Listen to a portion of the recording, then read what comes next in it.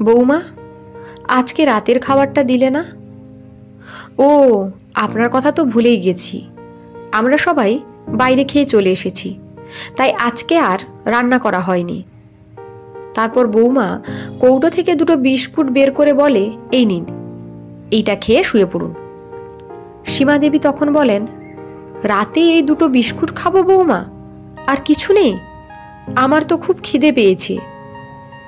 বৌমা বেশ রাগী স্বরে বলে, আপনি কি বলতে চান আপনার জন্য কি আমি এখন গরম গরম ভাত আর মাছ ভাজা করে দেব নাকি? না বৌমা, আমি সেটা বলিনি। আর দুটো বিস্কুট হলে ভালো হতো। না না, আর হবে না। আপনি এখন যান তো, এখান থেকে বেশি জ্বালাবেন না। খুব ক্লান্ত লাগছে, বিশ্রাম নেব, যান এবার। বৌমার মুখে এমন কথা শুনে সীমাদেবী দুটো বিস্কুট নিয়ে চলে গেলেন। পরের দিন দুপুরে সীমাদেবী একটু বেশি ভাত চাইলে সীমাদেবীর বৌমা বলে, না, ভাত হবে না। এই বয়সে এত ভাত কি করে খান? একটু কম খেতে তো পারেন। না বৌমা, সেটা নয়। গতকাল রাতে তো সেরকম কিছু খাওয়া হয়নি, তাই খুব খিদে লেগেছে গো।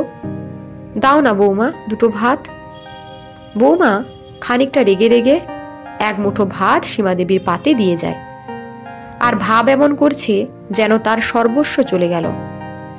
এরপর সীমাদেবীর বৌমা প্রায় সীমাদেবীর সঙ্গে খারাপ ব্যবহার করে। এমনকি মাঝে মাঝে দুটো খাওয়ার জন্য তাকে অনেক কথা শুনতে হয়। ছেলেও বৌমাকে কিছু বলে না।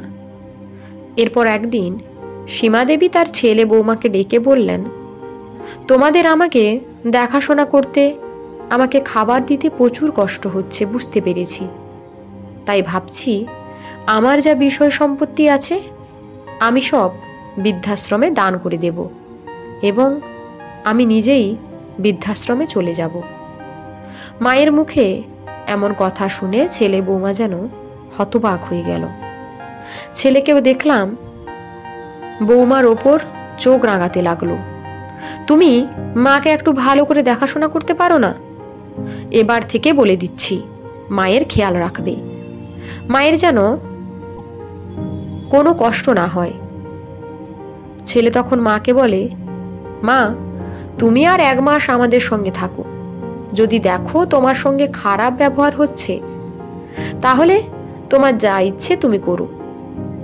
সীমা দেবী তখন বলেন, ঠিক আছে, আমি 1 মাস তোদের সময় দিলাম। এরপর সীমা দেবীর সুখে দিন কাটতে লাগলো। খুব একটা আর কষ্ট হলো না, কারণ সম্পত্তির ব্যাপার বলে কথা। আসলে আমার মনে হয় মা বাবার যত অর্জিত ধনসম্পদ মৃত্যুর আগে পর্যন্ত কোনো ছেলেকে দেওয়া উচিত নয়। তাহলে হয়তো বৃদ্ধ বয়সটা একটু হলেও সুখে কাটবে।